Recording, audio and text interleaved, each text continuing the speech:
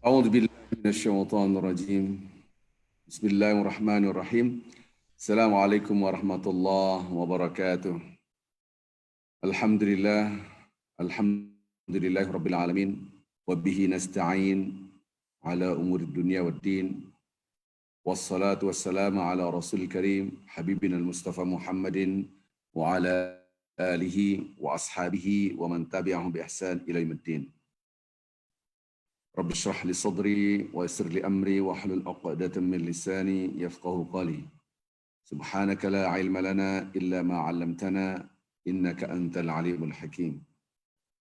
لا إله إلا أنت سبحانك إني كنت من الظالمين. ربنا ظلمنا أنفسنا وإن لم تغفر لنا وترحمنا لنكونن من الخاسرين. Bapak Ibu yang cinta Allah Subhanahu wa taala, kita bersyukur alhamdulillah. Tidak henti-hentinya, alhamdulillah.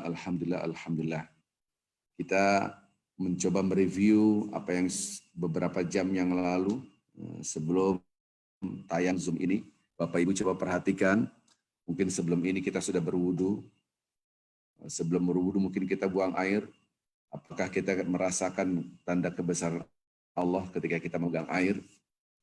Mohon maaf ketika kita mengeluarkan kotoran, apakah kita merasakan hati kita, ya Allah, Engkau gerakkan betapa banyak jaringan syaraf dan tubuh kita sehingga dia bisa keluar kotoran itu, atau biasa saja, keluar dari kamar mandi biasa saja,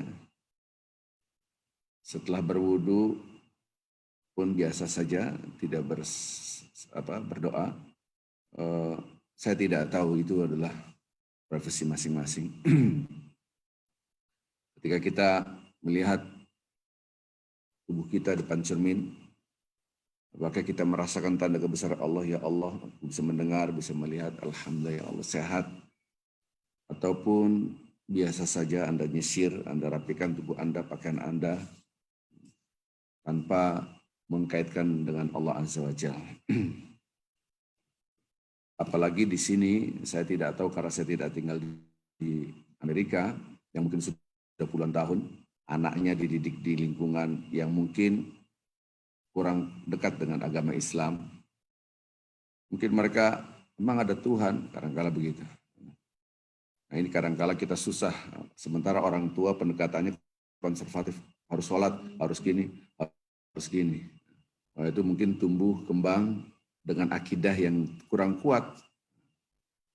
Akhirnya masa depannya ketika besar, agama hanya sekedar seremonial saja. Ya. Padahal sangat fundamental dalam hidup kita. Hal yang kecil, instruksi-instruksi yang kecil, tapi banyak sekali, banyak diabaikan. Kita pikir instruksi Allah hanyalah sholat, zakat, haji, puasa.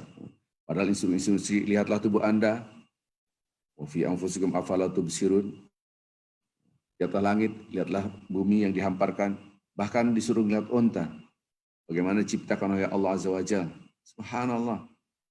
Bahkan kita disuruh melihat tumbuh-tumbuhan, bagaimana dia tumbuh. Disuruh melihat makanan buah-buahan. Subhanallah. Tentu ketika ada perintah, ini menunjukkan kecenderungan tidak melakukan perintah itu. Bingung mungkin ya. Ketika kita minum, pasti kita melihat, kenapa Allah SWT nyuruh kita melihat lagi, berarti deep thinking itu tidak kita lakukan, berpikir mendalam itu kita tidak lakukan. Kalau sudah kita lakukan, tentu Allah tidak menyuruhnya. Kecenderungan untuk tidak melakukan itu besar sekali, maka Allah menyuruh kita. Contohnya, ya alladzina amanu dzkurullaha dzikran katsira, hai orang-orang beriman, berzikirlah sebanyak-banyaknya. Kecenderungan kita berzikir sedikit. Ya, salam dan salawat kepada Nabi Muhammad SAW. Mudah-mudahan kita termasuk hamba-hamba Allah yang mencintai Rasulullah SAW. Bicara kecenderungan-kecenderungan tadi harus kita pahami bahwa di dalam diri kita ada dua unsur, fujur dengan takwa.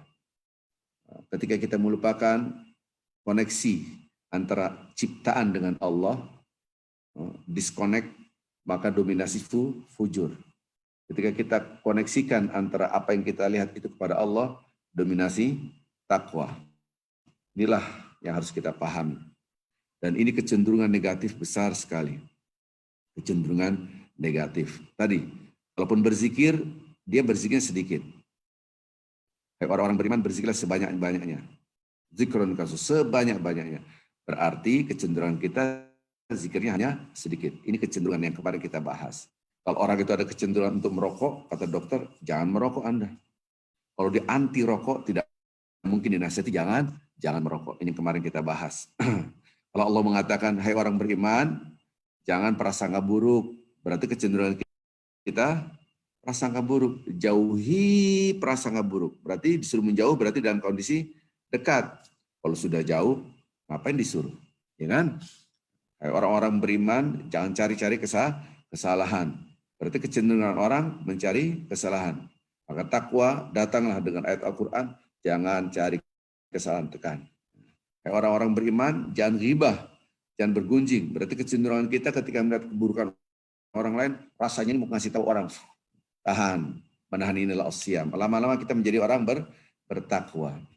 Bapak Ibu yang cinta Allah Subhanahu wa taala, kita mau merefleksikan diri dari pelajaran yang kemarin. Jadi kita memahami kecenderungan ini. Kecenderungan kita melihat sesuatu adalah sesuatu, tapi harus dibangun melihat sesuatu adalah dikoneksikan kepada Allah. Dan itu harus berkali-kali. Walaupun sudah tahu, tapi harus dilatih terus. Karena kita bukan sudah tahu, tapi sudahkah kita merasakan dan menghayati. Kalau sudah tahu, ya sudah tahu, selesai. Tapi di sini tidak. Saya yakin Bapak-Bapak Ibu tahu tentang sabar. Semua harus bersabar. Tapi belum tentu sabar itu sampai di hati. Maka harus dilatih.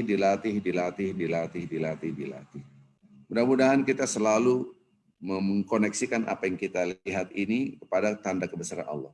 Dua, koneksi kedua dengan kacamata takwa adalah apa yang kita lihat semuanya sementara. Subhanallah, di depan saya ada kurma. Kurma ini lama-lama akan kita habis, kita makan, selesai. Kalaupun tidak kita makan, lama-lama busuk. Sama, buah apapun, taruhlah buah mangga, buah apa, lama-lama habis. Inilah dunia serta seisinya. Bagaimana ketika kita lihat akan ada yang namanya kehancuran. Kullu syai' halik, semua akan hancur. Illa wajhu, kecuali Allah Azza wa Jalla. Maka kita lihat dunia, kacamata kita, ada kehidupan yang luar biasa, namanya akhirat. Di dunia kita lihat, tapi hati dan pikiran kita adalah akhirat. Subhanallah, nanti kita akan bahas. Nah, hari ini kita akan reflection. Bagaimana kita bisa memantulkan apa yang kita lihat dalam hati dan pikiran kita, dan kita lihat apakah saya termasuk orang yang bertakwa. Subhanallah. Ini mulai hari-hari terakhir ya. Saya mau selesaikan, kemudian kita akan fokus Lailatul Qadar. Subhanallah. Saya tadi berpikir, ya Allah, mungkin kalau tidak ada Zoom, tidak ada COVID-19, mungkin saya ceramah hanya di sini ya. Tidak bisa jadi gitu kan. Ya, dengan ada hikmah besar ya. Segala sesuatu adalah hikmahnya. Sekarang saya akan gambarkan bagaimana apakah saya termasuk orang bertakwa dengan memotret dengan ayat Al-Quran, kemudian kita refleksikan diri kita. Kita bercermin, apakah saya sudah sesuai dengan ayat Al-Quran dan hadis-hadis Rasulullah SAW. Tentu orang-orang bertakwa itu orang yang dicintai oleh Allah. Orang-orang bertakwa itu sudah termasuk orang-orang yang muhsin. Muhsin orang bertakwa. Kendati pun demikian, takwa itu ada tingkatan-tingkatannya. Nanti kita akan masuk ke sana. Tapi sebelumnya tentu saya akan ulang-ulang kerangka berpikir tadi, paradigma. Oleh karenanya agak dianggap berat, ini berat sekali kajian Ustaz Arifin. Ya saya tidak tahu berat atau ringan tergantung pembanding. 1 kilo berat nggak? Oh ringan, itu berat karena dibandingkan 1 gram. Kalau Anda punya 1 kilogram emas, wow Masya Allah. Dibanding 1 gram, 2 gram. Tapi 1 kilo bisa menjadi ringan, bukan berat. Dibanding 1 sak semen, 50 kilo. Jadi berat atau ringan tergantung pembanding. Kata-kata pembanding ini harus kita install di sini. Ketika kita melihat makhluk, pembanding kita kholik, dahsyat enggak? Kita dihina orang, disakiti orang, dia hanya makhluk. Aku dengan kholik. Tetap berbuat baik, walaupun mereka tidak berbuat baik kepada kita. Kita selalu berkata baik, walaupun orang berkata buruk. Kenapa? Karena kacamata kita sudah melihat di sana ada Allah. Aku manusia, bukan. Aku manusia, bukan. Aku Allah Subhanahu wa taala. Hidup adalah kontrak dalam kacamata inilah kacamata takwa. Ketika kita melihat dunia serta seisinya, orang berbangga-bangga, saya punya ini, saya punya ini, saya punya ini, saya punya ini.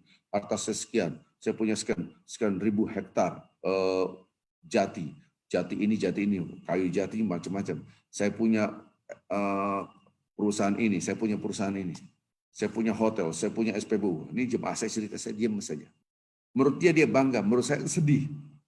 Kenapa? Karena itu semua akan ada pertanggung jawaban di akhirat. Ketika kita lihat dunia, hati dan pikiran kita akhirat.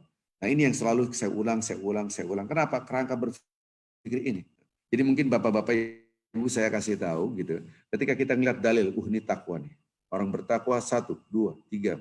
Dalil yang lain, orang bertakwa 1, 2, 3. Dan ini Quran, orang bertakwa 1. Saya gabung semua. Hadis, orang berpuasa harus begini. Orang yang tidak diterima puasanya begini. Saya kumpulkan semua, saya bangun kerangkanya untuk memotret seluruhnya. Dengan satu kacamata bisa masuk semuanya. Itulah kenapa disebut dengan berat. Ya. Tadi ada yang japri, Pak Ustadz, materinya berat banget. Ya nggak tahu berat apa enggak ya. Karena yang saya pikir adalah kerangka paradigma kacamata. Maka itu saya akan memberikan contoh yang banyak Bapak Ibu Subhanahu wa Ta'ala. Coba bayangkan, kalau kita mencintai seorang, pasti kita sebut namanya terus. Begitu juga hamba Allah mencintai Allah, menyebut namanya terus. Tapi kenapa tidak menyebut-nyebut? Karena ketika dia melihat makanan, maka melihat pisang adalah pisang. Melihat buah jeruk adalah buah jeruk. Melihat air adalah air. Terus gitu. Tapi ketika ya Allah ini ciptaan engkau. Dan tolong Bapak-Bapak Ibu, khusus yang di Amerika yang punya anak masih kecil-kecil, biasakan itu, bangun itu.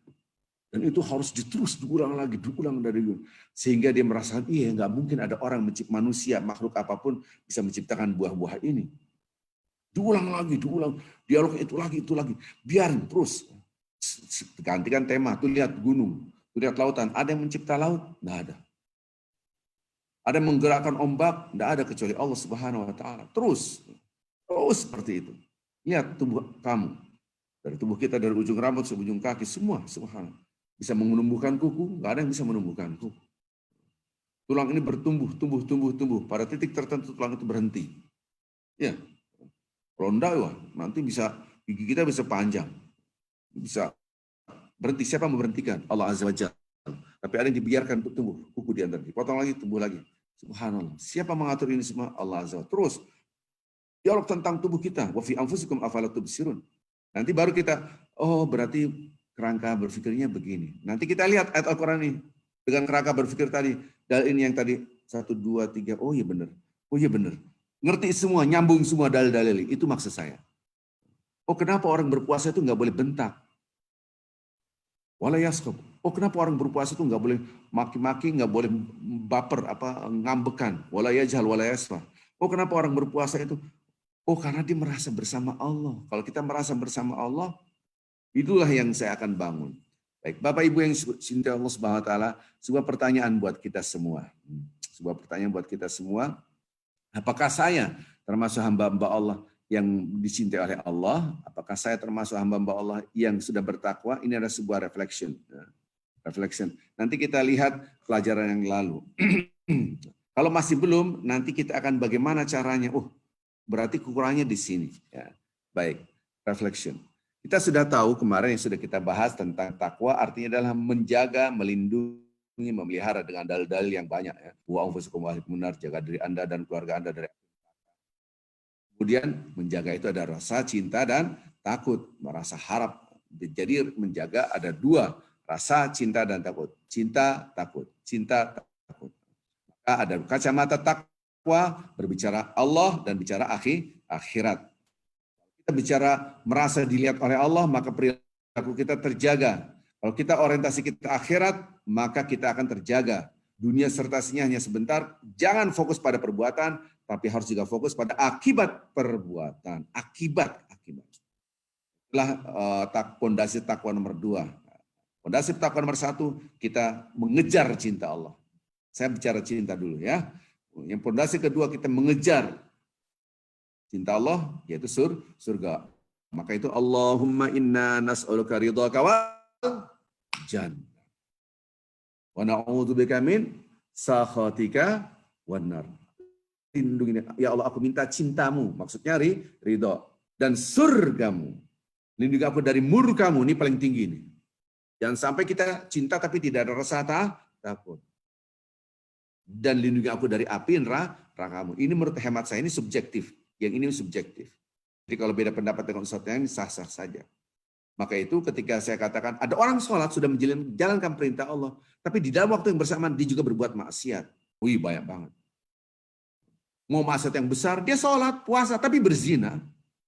Gak ada takut-takutnya, malah gak ada. Sekarang kan ya, Tuhan.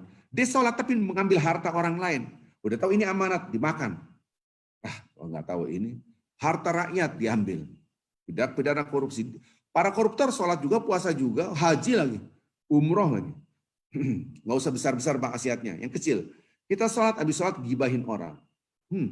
Berarti orang yang menjalankan perintah Allah belum tentu mampu merasa takut dengan murka Allah. Maka titik yang tertinggi inilah ketika kita akhir Ramadan.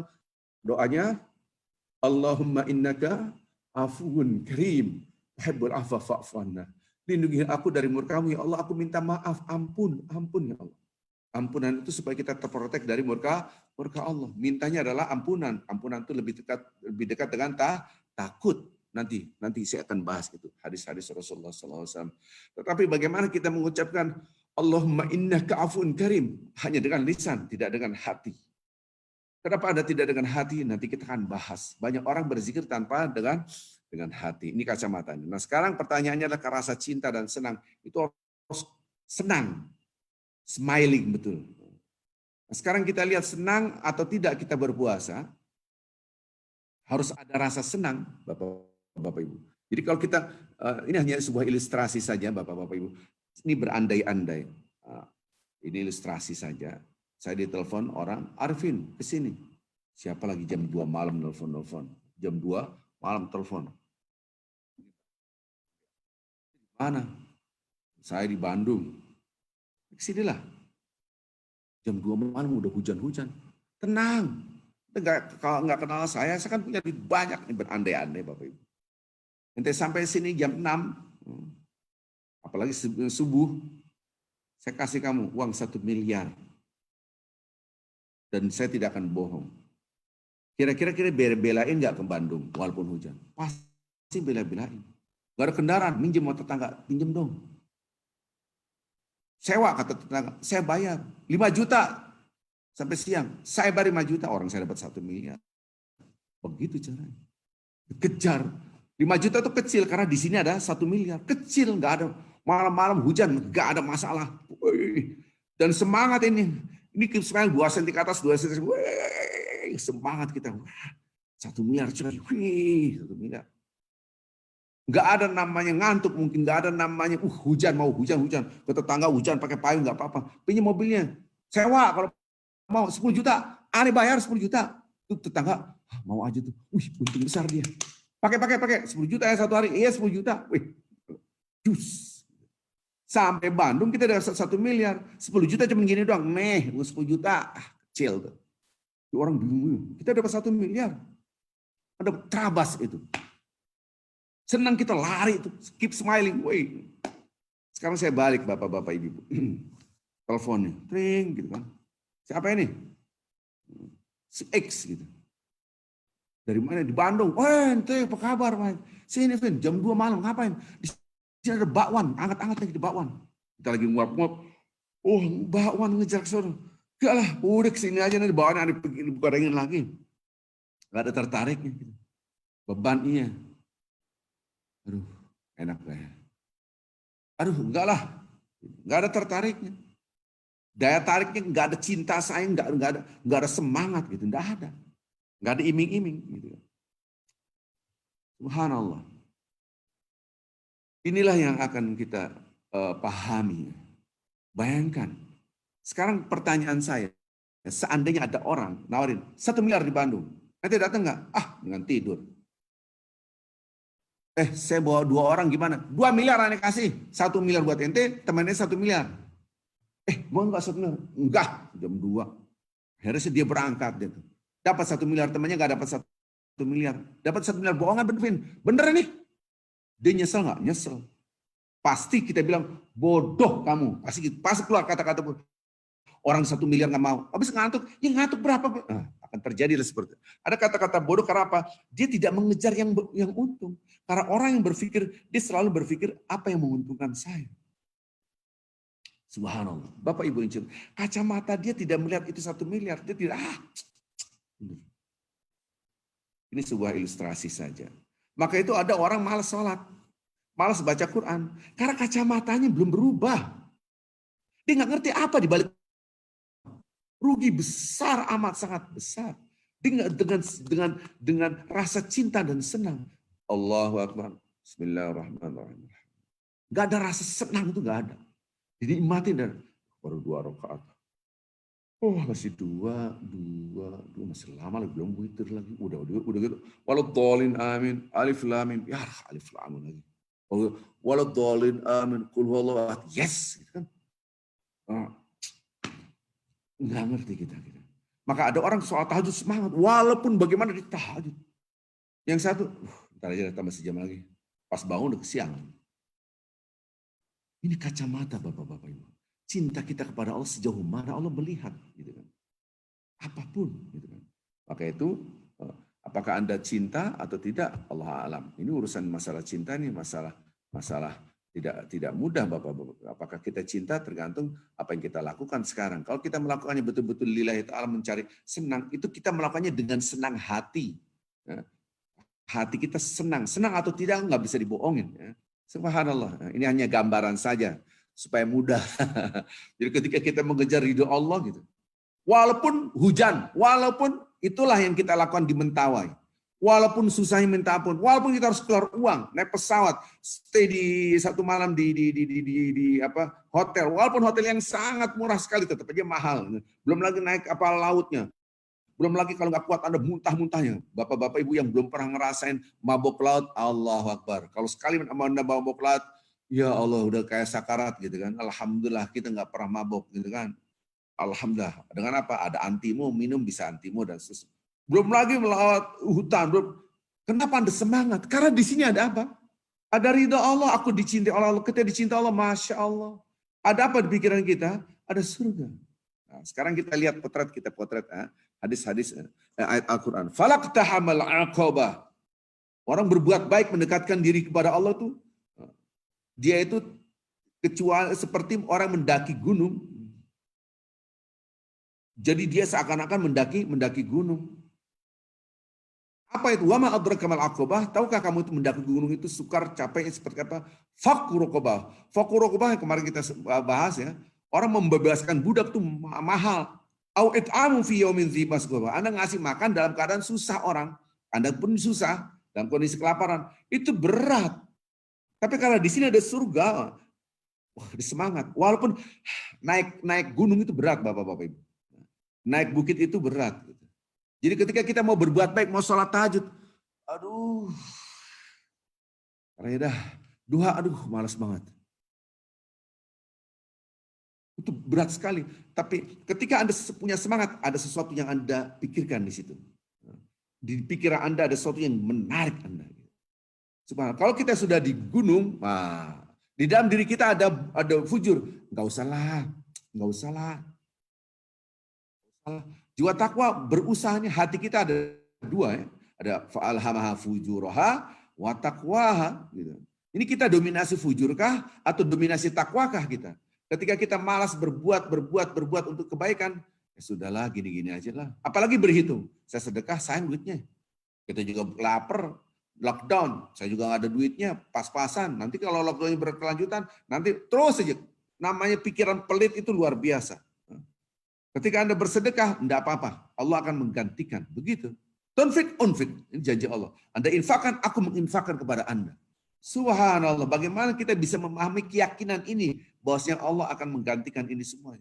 Kompensasif kepada Allah, harus itulah Allah Samad. Kompensasif kepada manusia, itu yang dilarang. Maka namanya ikhlas bukan tanpa pamrih. Tetap ada pamrih. Jiwa takwa dengan jiwa fujur selalu berkelahi. Ketika kita dekat terus dengan Allah, ambillah kita sholat malam.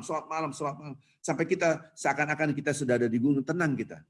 Maka itu ketika kita sudah terbiasa sholat malam, sudah terbiasa sedekah, sudah terbiasa disakiti, kita keep smiling. Dihina orang, memutuskan hubungan silaturahmi, kita tetap bersilaturahmi. Orang heran saya sama kamu, udah disakitin tetap aja berbuat baik. Kamu gak ada harga diri. Dia keep smiling. Harga diri kamu di mana? Heran saya sama kamu. Kenapa? Karena dia bisa melihat sesuatu yang tidak bisa dilihat orang di bawah gunung. Ketika Anda naik gunung, gitu kan, Anda bisa melihat sesuatu yang indah dan tidak bisa dilihat seandainya masih di bawah gunung nih, masih di bawah gunung, masih banyak rumput, masih banyak alang-alang, mungkin ada pohon bambu, nggak ada yang indah-indahnya, ketutupan semua. Tapi kalau sudah di bukit, di atas bukit, Allahu Akbar. Ketika orang itu bisa menikmati ibadah sholat, Allahu Akbar. Sholat itu dikejar, bukan dikejar-kejar sholat. Jam berapa ini? Jam berapa? Ini Bapak-Bapak Ibu ini penting. Ini kenapa saya kasih gambar untuk memudahkan. Jam berapa nih? Sholat asar, barusan sholat zuhur. Udah bisa aja. Lihat lagi jam. Barusan maghrib. Terus aja begitu. Lagi kerja di kantor. Allah Akbar, Allah Akbar. Udah zuhur aja. Ntar aja dah. Dikit lagi asar. Ya lagi. Allah Akbar. Baru sholat zuhur, udah sholat asar. Dikejar sholat. Nggak ada rasa cinta. Dia belum sampai gunung melihat sesuatu yang luar biasa. Maka itu ada orang murabitun, belum azan dia sudah disiapkan. Ya Allah, dikit lagi azan. Ada rindu, ada rasa rindu. Ini harus dibangun Bapak-Bapak Ibu. Anak zaman sekarang walaupun jebolan sekolah Islam, sekolah Islam apa saya tidak mau menyebutkan itu nggak boleh. Ya. Tetap aja sholatnya susah banget. Saya pernah tinggal di sebuah sekolah Islam sangat terkenal. Jumat, Sabtu, Minggu saya di situ. Waktu hari Jumat, karena saya mempersiapkan acara di hari Sabtu. Anak-anaknya, ya Allah. Sebelumnya lagi hari Kamis, saya bilang, ya Allah. Padahal mahal orang-orang yang sholat, yang satu nggak sholat. Ini sekolah TK Islam, SD Islam, SMP Islam, SMA Islam. Karena dia tidak dibangun akidah. Yang tauhid rububiyahnya tidak dibangun, tauhid uluhiyah tidak dibangun. Nggak ada materi-materi itu, tidak Anda dapatkan kurikulum itu di Indonesia. Maka tidak ada rasa cinta mengejar, itu tidak ada. Nah ketika kalau orang itu sudah terbiasa dengan ibadah-ibadah ini, dia bisa melihat sesuatu yang tidak bisa dilihat orang di bawah. Kalau kita di atas gunung, yang di bawah itu nggak bisa menikmati sesuatu. Kalau kita di gunung, apa itu? Semua jadi kecil. Rumah jadi kecil, dunia semakin kecil. Semakin Anda mendekatkan diri kepada Allah, semakin rasa cinta terhadap dunia semakin hilang. Ingat itu. Ini ulama besar. Oh ya, ulama besar. Lihat rumahnya mewahnya luar biasa. Ini mewahnya, saya kadang-kadang bingung. Gimana ya? Apa saya salah memahami ajaran agama Islam? Yang saya paham ketika orang itu mendekatkan diri pada Allah, semakin jengah dengan dunia. Dunia harus kita pegang, iya. Tetapi bukan berarti di dalam hati kita, dalam genggaman kita. Nanti kita akan bahas hadis-hadis tentang itu. Itulah kita potret apakah saya bertakwa atau tidak bertakwa. Gitu kan. Mudah-mudahan kita termasuk hamba-hamba Allah yang betul-betul mencintai Allah dengan hati yang paling dalam. Mudah-mudahan Allah Subhanahu wa taala memberikan hidayah kepada kita setiap saat. Amin ya rabbal alamin. Ini penting Bapak-Bapak Ibu. Maka itu ketika kita berbicara tentang apakah saya mencintai Allah, lihat hati kita dalam ibadah. Apakah Anda betul-betul senang? Ini nggak bisa dibohongin. Jadi ketika orang di atas gunung, dia tuh melihat jauh ke depan. Itu namanya vision. Dengan akhirat. Gitu. Ini sudah saya terangkan. Para sahabat dia bertahan gitu kan. Disiksa, dicambuk karena di bawahnya dia pikir ada akhirat. Surga. Ini seorang visioner. Maka kita harus sampai titik ini Bapak-Bapak Ibu. Jangan sampai kita melupakan bahwa ini ada akhirat. Baik. Kita tes. Ya, lihat hadis Rasulullah. Orang bertakwa adalah kekasih Allah Subhanahu wa taala. Ini lihat. An Abi Hurairah radhiyallahu anhu qala Rasulullah sallallahu alaihi wasallam innal ta'ala. Ini dah hadis riwayat Bukhari ya. Allah berfirman, ini hadis qudsi. Hadis qudsi itu redaksinya dari Allah Azza wa Jalla. Ya, hadis qudsi ungkapan dari Allah berfirman, "Man 'adali waliyan." Ini kekasih Allah yang orang paling bertakwa adalah wali Allah namanya. Barang siapa menyakiti wali aku, faqad adzantu bil harb. Aku umumkan aku berperang kepadanya. Jadi Bapak-Bapak Ibu hati-hati ketika Anda benci pada seorang, ternyata orang itu adalah kekasih Allah. Anda perangi dengan siapa? Dengan Allah Azza wa Jalla. Wa ma taqarraba ilayya 'abdi bi syai'in ahabba ilayya mimma aftaratu 'alaihi. Yang seandainya seorang hamba mendekatkan dirinya kepadaku, yang paling aku cintai yaitu apa yang aku wajibkan kepadanya. Jadi kalau kita mendekatkan diri pada Allah, dengan cara apa? Dengan cara yang paling dicintai oleh Allah apa? Yang diwajibkan kepadanya. Yang paling dicintai. Ahabba ilayya mimma aftaratu. Jadi kalau yang paling dicintai, kita kerjakan. Sholat ini yang wajib-wajib kita kerjakan. Lanjutkan redaksi. Wala yazalu 'abdi yataqarrabu ilayya bin nawafil hatta uhibbahu. Wa idza ahbabtu kuntu sam'ahu alladhi yasma'u bihi wa basara alladhi yabsuru bihi wa yadahu alladhi yabtashu biha wa rajuluhu alladhi yamshi biha. Subhanallah, ini luar biasa. Kita lihat Bapak-bapak Ibu. Jadi di dalam hadis ini Rasulullah SAW bersabda, Allah berfirman, barang siapa yang memusuhi waliku, menyakiti, memusuhi, maka aku, maksudnya Allah Subhanahu wa taala, umumkan perang kepadanya. Hati-hati Bapak-bapak Ibu, please hati-hati. Jangan-jangan yang Anda benci, Anda gibahin orang, jangan-jangan yang digibahin itu adalah orang yang dicintai oleh Allah. Anda akan hina, Anda menghina orang-orang yang dicintai Allah, Anda akan dihinakan. Lihat. Anda menfitnah begini, sementara di kekasih Allah betul-betul dicintai, Anda akan dihinakan oleh Allah. Ingat itu, please, ingat, please. Jadi hati-hati. Maka itu ketika kita melihat orang, jangan-jangan dia orang yang dicintai oleh Allah. Begitu sehingga kita hati-hati. Jadi seorang itu tidak akan mendekatkan dirinya, hambaku mendekatkan kepada aku, yang aku cintai kecuali yang aku wajibkan kepadanya. Jadi diwajibkan oleh Allah, apapun yang diwajibkan oleh Allah, itu yang paling dicintai oleh Allah, mendekatkannya. Nah ini kata-kata yang terakhir. Wala yazalu abdi yataqarrabu ilayya, dan hambaku terus mendekatkan diri dengan kepadaku dengan ibadah bin nawafil. Nawafil itu ibadah sunnah. Hatta uhibbahu, sampai aku mencintainya. Subhanallah. Ini satu poin. Dan ketika wa idza ahbabtu, kalau aku mencintainya nih, Pak, ini bahasanya agak susah. Ini agak susah.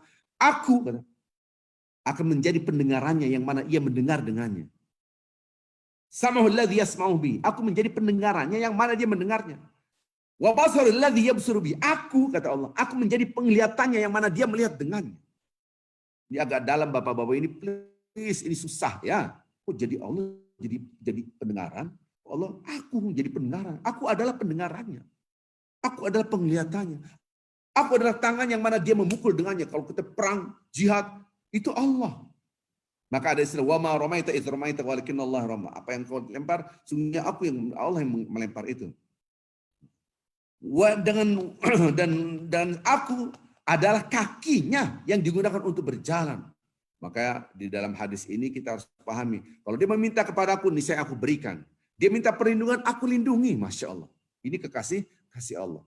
Bapak Ibu yang cinta Allah Subhanahu wa taala, kita akan merefleksikan diri kita, apakah saya termasuk orang-orang yang dicintai oleh Allah, yaitu orang bertakwa, dengan paradigma yang sudah kita ajarkan. Jadi maksud saya semakin hari pelajaran ini semakin dalam. Tadi saya dapat informasi Pak Ustadz, saya jujur ya setelah saya mendengar, ada paham, ada enggak, akhirnya untung ada di YouTube, untung ada di Facebook, saya dengar lagi, oh baru paham. Karena terlalu berat Ustadz. Yang ngomong, oh berat ya. Saya tanya lagi tadi kepada ini, Pak Dhani memang materi saya berat. Enggak juga sih, karena banyak contoh. Nah, sekarang saya kasih contoh yang banyak ya, mudah-mudahan bisa dipahami. Subhanallah. Bapak Ibu yang cinta Allah Subhanahu wa taala, ini kemarin saya sudah bahas ini ya. Walaupun kita ulang enggak apa-apalah. Ini Ramadan 1, Ramadan akhir. Ini hukumnya apa? Wajib. Hukumnya apa? Wajib. Kita kerjain yang wajib. Mendekatkan diri kepada Allah dengan yang wajib. Puasa, sholat 5 waktu, wajib. Zakat, zakat 2% dari seluruh total harta. Zakat fitri. Oke, kasih makan. Oke, sudah keluar semua, udah. Kewajiban. Masuklah 1 Syawal, haram berpuasa. Oke. Masuklah Syawal, 2 Syawal sampai akhir Syawal. Namanya puasa sunnah Syawal. 6 hari puasa sunnah Syawal. Hukum status hukumnya apa? Sunnah. Disitulah Allah melihat siapa yang betul-betul cinta Allah. Maka Allah melihat siapa yang betul cinta aku. Ganti formatnya yang tadi wajib menjadi sunnah. Coba berandai-andai menjadi yang wajib. Barang ngerjain nggak? Ngerjain. Berandai-andai. Saya mengatakan berandai-andai. Barang siapa yang tidak, ini berandai-andai, yang tidak puasa 6 hari Syawal, maka gugurlah 1 Ramadan penuh. Nggak diterima. Kira-kira pada puasa, oh puasa semua. Wajib kok. Wih, pada puasa. Maka wajib itu tidak akan kelihatan siapa yang betul-betul cinta Allah. Tapi formatnya adalah sunnah.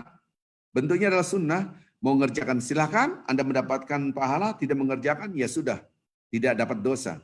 Maka orang malas. Di situ redaksi hadis baru ngerti kita. Kita mendekatkan diri pada Allah yang paling dicintai oleh Allah yang wajib. Tapi wala yazalu abdi yataqarrabu ilaihi bin nawafil hatta uhibbahu. Dan hambaku terus mendekatkan dirinya kepadaku dengan ibadah-ibadah sunnah sampai aku mencintainya. Subhanallah. Sekarang pertanyaannya, kalau yang wajib saja tidak ada rasa cinta, tidak seperti yang tadi saya gambarkan orang lari dengan smiling yang apalagi yang sunnah. Oh, enggak deh. Orang puasa Syawal, 1 Syawal masih haram, 2 Syawal pada silaturahmi. Kalau saya anjurkan di Indonesia, jangan langsung mulai 2 Syawal lah. Kenapa Ustaz? 2 Syawal boleh nggak? Boleh. Tapi kan kita masih bersilaturahmi.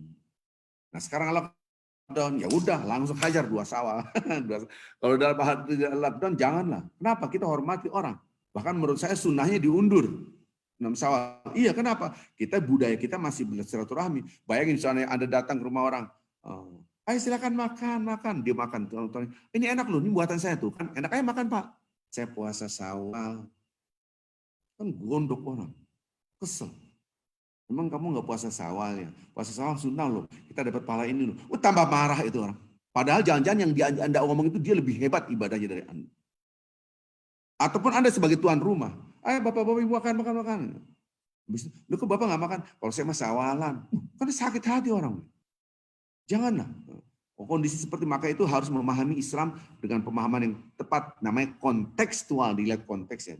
Mentang-mentang hadisnya begini, harus begini. Dilihat konteksnya. Maka banyak berantem masalah-masalah yang kecil di Indonesia itu. Mau haram, pusing. Akhirnya terjadi perpecahan. Maka itu saya harap bapak-bapak bergurulah dengan banyak guru. Ya. Jangan hanya satu aliran saja, sehingga Anda tidak merasa paling benar. Balik lagi tadi. Nah ketika kita puasa Syawal, gitu kan, puasa Syawal, kita malas Jujur nggak usah lah. Wah kemarin udah sebulan puasa, mas puasa lagi.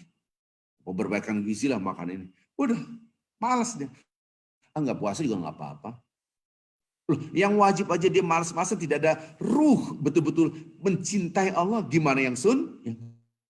Maka di sini sudah kelihatan. Nah sekarang tarawih nih.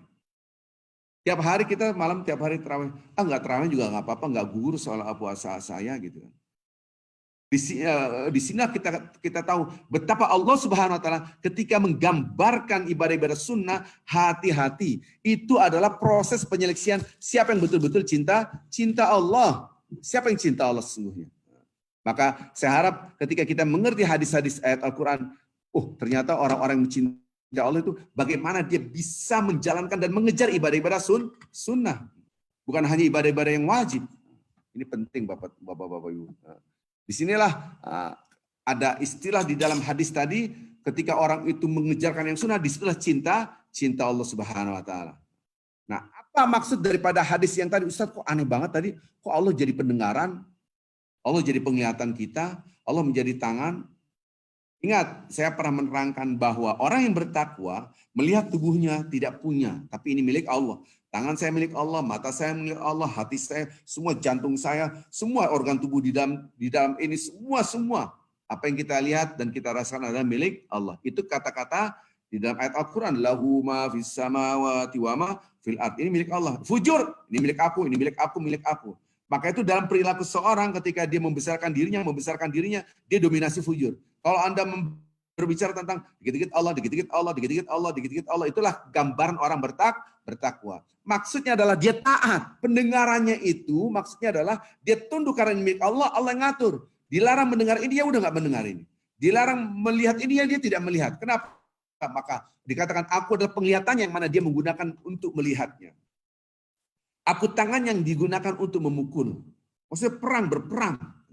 Atau bekerja. Itu adalah kenapa ini semua dari Allah. Aku kakinya yang mana dia digunakan untuk berjalan. Maksudnya kaki tidak mungkin berjalan kepada tempat-tempat maksiat. Dia berjalan yang diridai oleh Allah sesuai dengan keinginan Allah. Maka hidup sesungguhnya adalah menjalankan apa yang diinginkan oleh Allah, bukan menjalankan apa yang saya inginkan. Hidup itu tidak boleh kita mengatakan aku memiliki, tapi sebetulnya adalah semua milik Allah. Ini maksudnya. Maka ketika kita lihat sunnah ini, kembali lagi tadi, adalah proses penyeleksian siapa yang betul-betul mencintai Allah Azza wa Jalla. Bapak-bapak ibu yang cinta Allah Subhanahu wa taala, kalau kita lihat ibadah sunnah seperti terawehan. Terawehan ada orang salat terawih, ada orang tidak salat terawih. Katanya enggak ini apa enggak ada masalah, kan enggak wajib. Anda Ramadan baca Quran, enggak baca Quran juga enggak apa-apa. Enggak baca Quran. Itu proses penyeleksian. Malas dibaca Quran. Berzikir, enggak berzikir juga enggak apa-apa. Habis salat langsung. Enggak beristighfar juga enggak apa-apa. Semua enggak apa-apa, karena kan sunnah pemahamannya hanya pendekatan hukum. Mengerjakan dapat pahala, enggak mengerjakan enggak apa-apa. Coba Anda lihat sunnah ini adalah proses penyeleksian siapa yang betul-betul mencintai Allah Azza wa Jalla. Subhanallah. Kalau saya sebagai imam, saya tanya sana, Pak Yahya, saya sebagai imam, tugasnya saya apa? Ya sholat, udah sholat aja. Ngajar seadanya aja lah. Gitu. Santai-santai. Gitu. Harusnya Anda tidak boleh begitu. Kerjakan lebih dari yang wajib. Begitu caranya. Maka itu orang yang mempunyai kacamata takwa, bapak-bapak yang mempunyai kacamata takwa, dia berpikir gimana yang terbaik. Dikapitalisir semua modal dikeluarkan untuk berbuat yang terbaik. Kenapa? Ini bekal akhirat saya. Di sini bukan dunia. Kalau bicara dunia, capek, malas, dapat untuk apa? Tapi di sini adalah akhirat. Begitu juga ibadah kita. Sudah kita kejar. Nanti kita lihat bapak-bapak ibu, setelah kita Ramadan, siapa di antara kita yang malas untuk puasa sunat? Baik puasa sunat Senin Kemisnya, baik puasa sunat Syawalnya, baik puasa sunat Ayyamul Baitnya, ketahuan di situ. Ketahuan di situ. Berarti dia tidak mendapatkan la'allakum tattaqun, enggak dapat. Disitulah refleksi diri kita. Oh begitu. Oh iya. Nanti kita lihat ayat Al-Qur'an. Kita lihat ayat-ayat Al-Qur'an. Subhanallah. Ini masalahnya bicara waktu ya. Materinya terlalu banyak, sementara Ramadan cuma sebentar, gitu kan. Jadi kalau kita lihat ya dalam kehidupan kita sehari-hari lah, Masya Allah, dalam kehidupan sehari-hari lah, gitu kan. Dalam kehidupan kita sehari-hari yang kemarin saya terangkan, misalnya kita punya staf kita kan, staf kita bekerja sebagai driver, gitu kan. Ya udah dia main jobnya adalah nyetir doang, udah. Ternyata dia melakukan lebih daripada itu. Ngomong anak kita ada bola yang putus, Pak saya benerin Pak. Oh ya udah benerin. Ini disapu lah halamannya semua. Kita senang karena dia mengerjakan lebih dari yang wajib. Begitu juga anak student gitu kan. Ini dikasih PR sekian, udah selesai Pak. Ini Pak. Ada lagi nggak? Diminta lagi. Senangnya luar biasa. Kita juga, nah tolong ambilin jemuran. Oke, diambil jemuran. Setelah ambil jemuran, aku sekalian setrikain Bunda ya. Bunda kan lagi sakit, disetrikain. Padahal yang disuruh tadi, udah aku lipetin, nanti aku taruh sendiri di lemari, aku rapin dah. Ini Pak, wah senangnya luar biasa.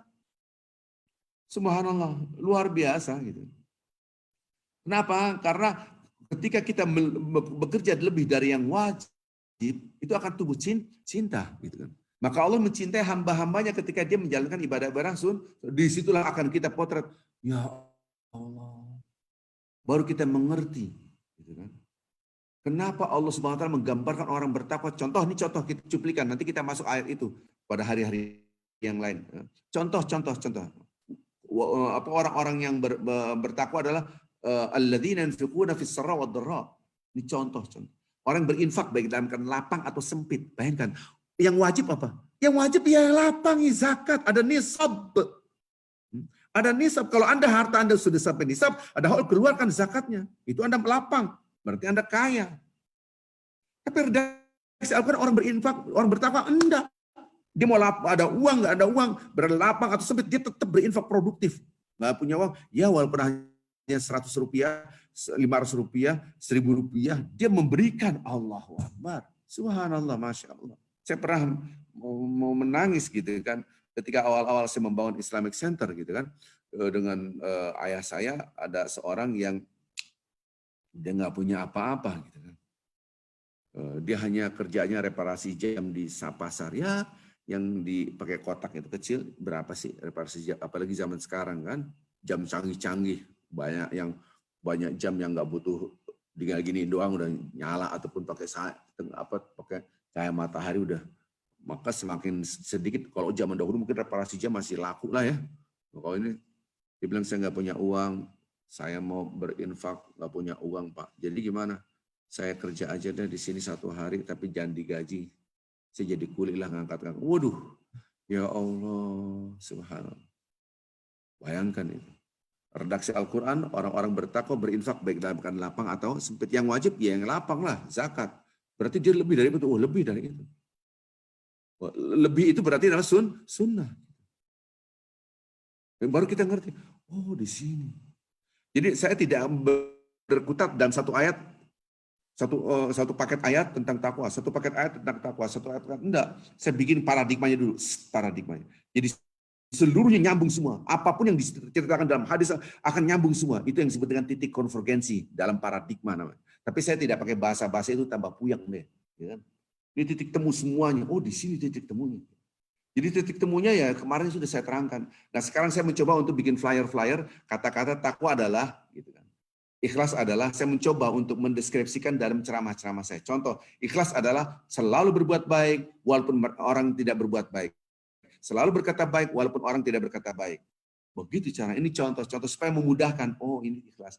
Padahal muaranya adalah depend on Allah. Semua Allah, nggak ngaruh. Orang bertakwa adalah orang yang merasa selalu diawasi oleh Allah. Orang yang bertakwa adalah, nanti saya akan gambarkan seperti itu banyak hal. Gitu.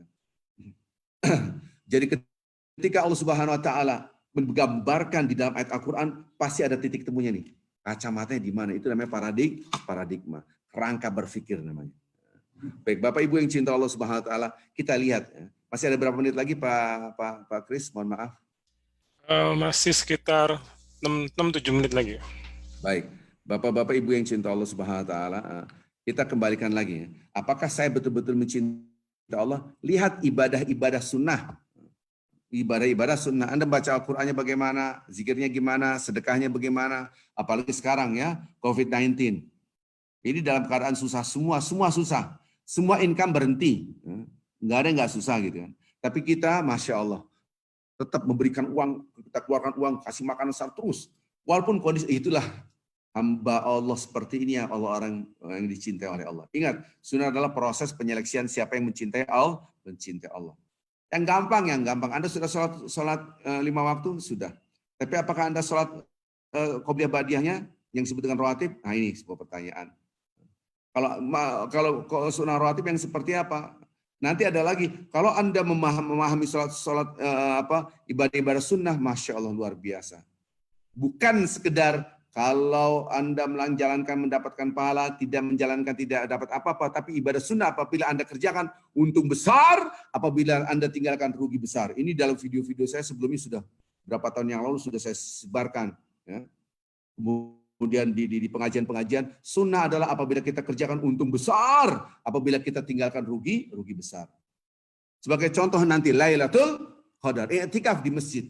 Itikaf di masjid, nggak itikaf juga nggak apa-apa, nggak ngaruh kan puasa kita sah-sah saja. Nggak pernah itikaf selama hidup Anda, sampai subuh di masjid. Orang yang itikaf itu menunjukkan, ya Allah aku lebih cinta engkau daripada rumahku yang enak. Ya Allah aku harus menunjukkan aku lebih cinta kepada engkau daripada harus aku tidur. Walaupun terkantuk-kantuk, subhanallah. Itu yang saya pernah menerangkan, tanazzalul malaikatu warruh. Lihat para malaikat, wahai Jibril, lihat itu hamba-hambaku. Dulu Anda waktu aku menciptakan, Anda bertanya, ngapain menciptakan makhluk itu? Lihat, mereka lebih dahsyat daripada kalian. Begitu.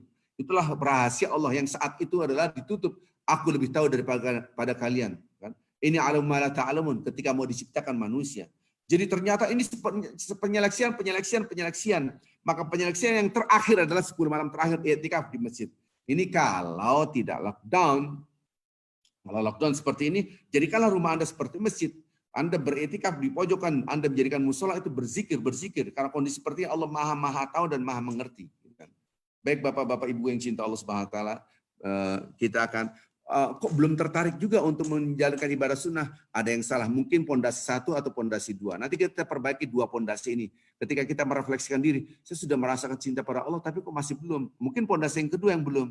Biasa pondasi kedua akan lebih dahsyat. Apa itu? Tentang akhirat.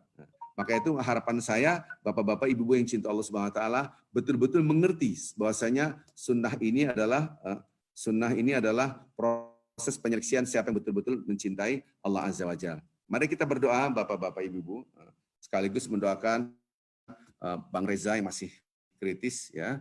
Kemudian saudara-saudara kita Pak Tode, Bu Ade dan yang lainnya mungkin kita tidak sebut di sini. Mudah-mudahan Allah mengangkat penyakit mereka, saudara-saudara kita. Lihat nih, ketika kita mendoakan orang lain, itu sama persis kita mendoakan diri kita 7 kali lipat. Jangan sampai, nggak mendoakan orang lain juga nggak apa-apa. Iman Anda tidak sempurna. Karena orang yang sempurna imannya mencintai saudaranya sebagaimana dia mencintai diri sendiri. Ini penting Bapak-Bapak Ibu. Pentingnya luar biasa. Maka itu kita selalu berpikir positif. Sampai pun, na'udzubillah, apabila kita melihat sesuatu di depan mata kita, ada orang yang seakan-akan, dia jauh dari Allah, seakan-akan. Saya hanya mengatakan seakan-akan. Dia mungkin pakai yang terbuka, mungkin memegang botol alkohol, dan seterusnya. Mungkin ya.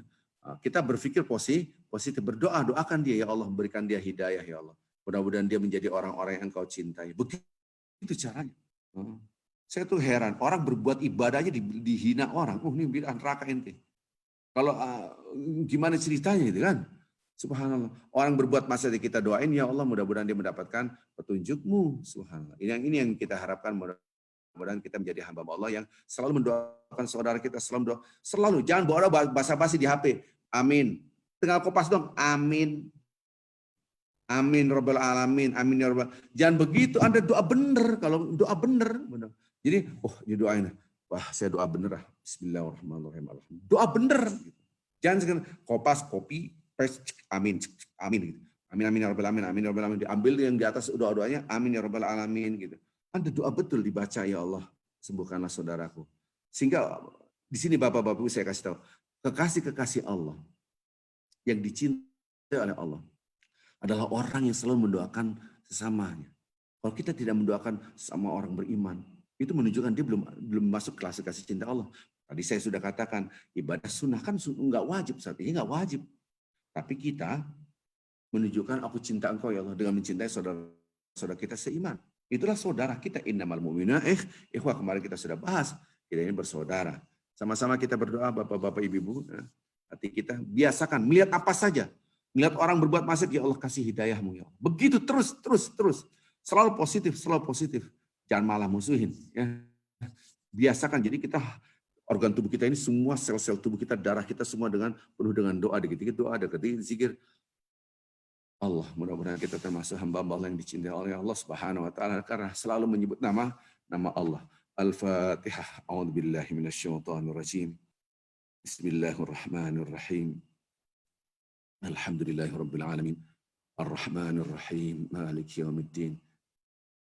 Iyyaka na'budu wa iyyaka nasta'in. Ihdinas siratal mustaqim. Siratal ladzina an'amta 'alaihim ghairil maghdubi 'alaihim waladdallin. Amin. Allahumma salli wa sallim wa barik ala rasulika al-karim habibina al-Mustafa Muhammadin wa ala alihi wa sahbihi wasallam. Ya Allah, sungguh benar kami telah menzalimi diri kami sendiri. Kalaulah bukan rahmat-Mu ya Allah, kasih sayang Engkau dan ampunan-Mu, sungguh benar kami termasuk hamba-hamba-Mu yang merugi. Ampunilah kami ya Allah, ya Rahman ya Rahim. La ilaha illa anta subhanaka inna kunna minaz zalimin. La ilaha illa anta subhanaka inna kunna minaz zalimin. Ya Allah, tidak ada Tuhan yang aku agungkan, yang kami agungkan selain Engkau. Maha suci Engkau, tidak ada setitik pun kesalahan bagimu. Sementara kami setelah menzalimi diri kami sendiri, ya Allah. Janganlah Engkau siksa kami, ya Allah, karena kekhilafan kami. Sehingga kami sulit sekali untuk mendekatkan diri kami kepadamu dengan membaca kitab suci-Mu. Janganlah Engkau siksa kami, ya Allah. Karena dosa yang telah kami lakukan sehingga kami sulit sekali untuk bersilaturahmi kepada orang-orang yang menyakiti kami. Sehingga kami sulit sekali untuk mendekatkan diri kami kepada Engkau, ya Allah. Janganlah Engkau siksa kami, ya Allah. Karena dosa yang telah kami lakukan sehingga kami sulit untuk berperilaku sabar. Rabbana la tu'akhidna in nasina wa akhtana. Rabbana wa la tahmil alaina isran kama hamaltahu ala alladhina min qablina. Janganlah Engkau hancurkan kami sebagaimana Engkau telah menghancurkan orang-orang sebelum kami karena dosa-dosa kami, ya Allah. Ya Allah, janganlah Engkau bebankan kepada kami sebagaimana umat sebelum kami, ya Allah, karena dosa-dosa mereka. Rabbana la tahmil alaina isran kama hamaltahu ala alladhina min qablina, ya Allah. Jagalah diri kami, ampunilah kami ya Allah dengan dosa-dosa yang telah kami lakukan, ampunilah sehingga tidak ada kemurkaan-Mu dan tidak ada bencana yang telah Engkau akan timpakan kepada kami sebagaimana umat sebelum kami. Rabbana wa la tuhammilna ma la taqata lana bih. Janganlah Engkau bebankan kami sebagaimana yang mana kami tidak mampu memikulnya ya Allah. Maka ampunilah diri kami. Waghfir lana warhamna anta maulana fansurna 'alal qaumil kafirin. Rabbana ighfir lana dzunubana wa liwalidayna warhamhuma kama rabbayana shighara. Ampunilah dosa kami, dosa kedua orang tua kami yang telah menyayangi kami, mendidik kami, merawat kami. Ampunilah Bapak Ibu kami ya Allah. Limpahkanlah rahmat-Mu, maghfirah-Mu kepada kedua orang tua kami, pada umat Nabi Muhammad SAW. Bagi mereka yang telah wafat, jadikanlah kubur mereka raudhah min riyadil jinan. Bagi mereka yang sakit, angkatlah penyakit mereka ya Allah. Tidak ada kesembuhan kecuali dari-Mu ya Allah. Nas'alullah azim rabbal arsyil azim ayyashi mardana wa mardal ikhwanina wa mardal muslimina wal muslimat. ربنا هب لنا من أزواجنا وذرياتنا قرة أعين واجعلنا للمتقين إماما يا مقلب القلوب ثبت قلوبنا على دينك يا الله يا رحمن يا رحيم. Jadikanlah diri kami pasangan hidup kami, anak-anak kami, hamba-Mu yang bertakwa, menjadi pelipur lara baik di dunia dan di akhirat kelak ya Allah. Wahai yang membolak-balikkan hati, teguhkanlah hati kami, hati pasangan hidup kami, anak-anak kami, keturunan kami agar selalu berpegang teguh pada agama-Mu. Kuatkanlah jiwa takwa kami, bersihkanlah jiwa kami ya Allah. Sehingga cahaya-Mu masuk dalam hati sanubari kami, sehingga kami mencintai Engkau. Ya Allah, ya Rahman, ya Rahim. Jadikanlah diri kami, keluarga kami, anak-anak kami, keturunan-keturunan kami, hamba-hamba-Mu yang saleh. Menjadi wali-wali Engkau ya Allah. من أهل طاعتك وأوليائك من أهل طاعتك وأوليائك برحمتك يا أرحم الراحمين.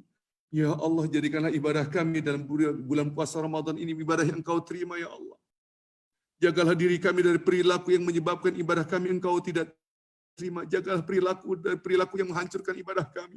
Ya Allah, bimbingilah kami. Ya Allah, tidak ada satupun yang mampu membimbing kami kecuali Engkau. Lindungilah kami dari segala perbuatan yang Engkau murkai. Tidak ada satupun yang mampu melindungi kami kecuali Engkau, ya Allah. La ilaha illa anta subhanaka inna kunna minadh dhalimin. Wa sallallahu ala Muhammadin nabiyil ummi wa ala alihi wa sahbihi wasallam. Subhanaka rabbikal izzati amma yasifun wa salamun ala al-mursalin. Walhamdulillahi rabbil alamin. Alhamdulillah, amin ya rabbal alamin. Mudah-mudahan Allah Subhanahu wa taala mengampuni dosa-dosa kita semua, Bapak-bapak Ibu. Mudah-mudahan kita termasuk hamba Allah yang dicintai Allah. Marilah kita sama-sama membaca bukan Sayyidul Istighfar, yaitu Kafaratul Majlis. Subhanakallah wa bihamdika asyhadu an la ilaha illa anta astaghfiruka wa atubu ilaik. Assalamualaikum warahmatullahi wabarakatuh.